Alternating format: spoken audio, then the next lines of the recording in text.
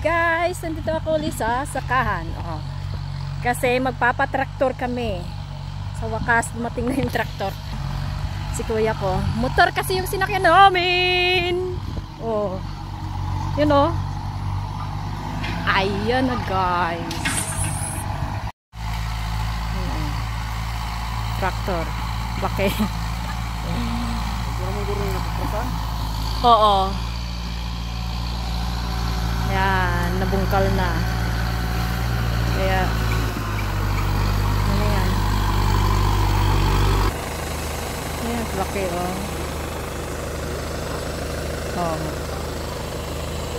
ganyan yung mga ano niya guys, ngipin. Diba?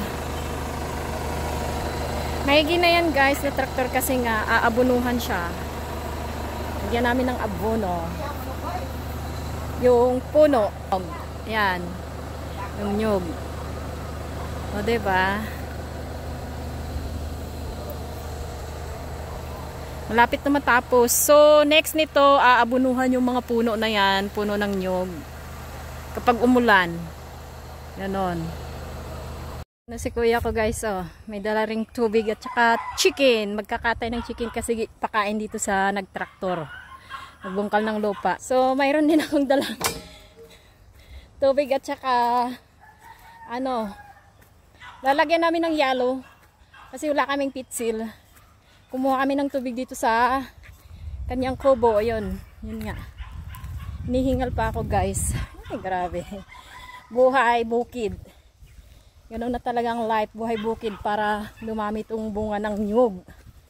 Kailangan talaga ipabungkal. Woo! Nihingal ako.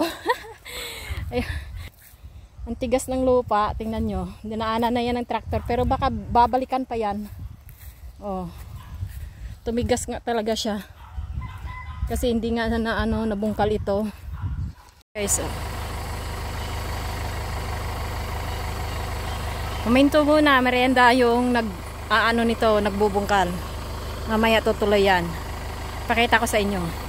Kasi na-start na Yan, na-start na. Nabungkal na. So, ang bayad nyo guys is 3,500. May pakain at saka merienda. Ganon.